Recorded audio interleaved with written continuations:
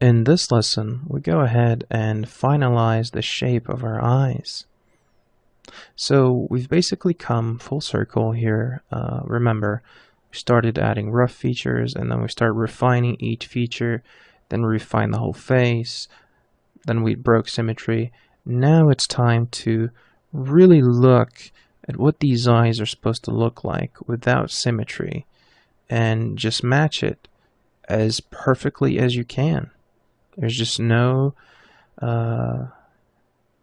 question to it. Now is the time. So what I'm going to do is I'm going to mask off the eyelids in order for me to have some more control over the skin here, as you can see.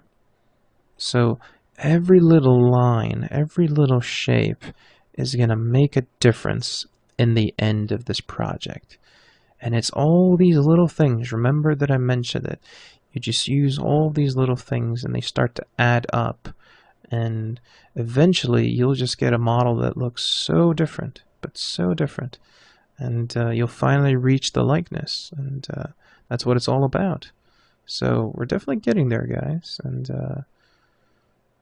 we'll keep going. So, adjusting the skin that overlaps the eyelid on the top here. So I've done that on the right eye. I'm going to work on the left now. Same thing. As you can see, this one here is a much more sort of rounded curve that goes in and out. You can really tell that it's a fairly well constructed line there on the eyelid. Obviously not intentional, right? That's just how his eyes look, but it's really easy to follow along with it and just create a nice smooth curve to get that profile looking good. So what you do is you just cut it in, and then your best friend here is going to be the move tool. There's just no buts about it, really. Just use the move tool as best you can. Look at that shape and match it. The thing about likeness sculpture is that it really forces you to train your eye to spot these little things that really either make or completely break what it is that you're doing. So don't worry about it too much, but right now you need to sort of have the knife in between your teeth and just go to war with it. There's do or die on the eyes. We're not going to come back to them at all, so we want to spend as much time as we need to here, although it's probably not going to be that very long. As you can see, it's the groundwork that we've laid really speeds up this for us, because we've already added the skin. The symmetry is all there sort of working for us. We really don't have to worry about it too much, and that's just great.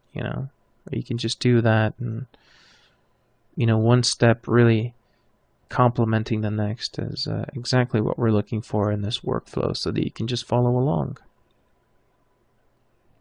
So cutting it in, making sure that the shadows have about the same depth, and then I'm just going to smooth out the bottom here. Use the trim dynamic here, and I don't have enough polygons for this, but it still kind of works. And a lot of my students, they don't really feel very comfortable getting very close to the model. I would suggest that this is a practice that you start doing, because it really does make a big difference.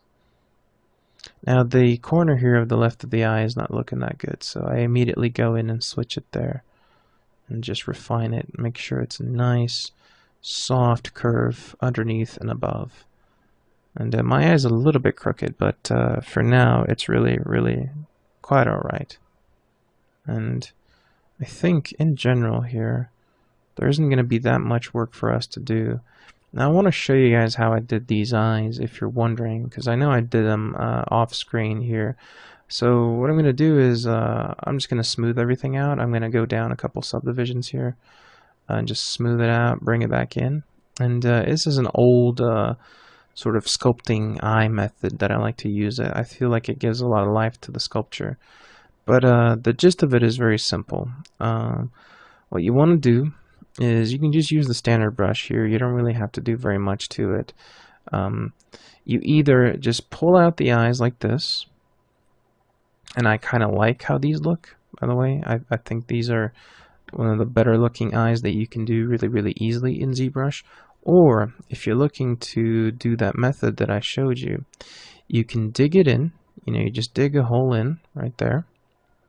And then what you want to do is, after this first one has been done, and you can see I'm trying to line it up before I do the rest of it. So let me go ahead and just show you. So you dig it in, right? There we go. And these are more or less pretty well centered, so I like these. So I dig these in, and what I want to do now is actually get really close in there, and you dig it in again. You make a secondary hole in there. So there we go. And then what you do is you actually pull out a little bit of a sphere outside, and then that's how you get that eye to look the way that I did it. So it's very simple. Just wanted to show you guys that technique. I really like doing it. I think it matches, it really makes your likeness sculpts look a lot more alive. It's sort of Greek eyes. I really like it. So there you go. That's how you do it. So anyway, we have a few more things to do before we get close to wrapping it up. So let's go ahead and stop it here, and I'll see you guys in the next lesson.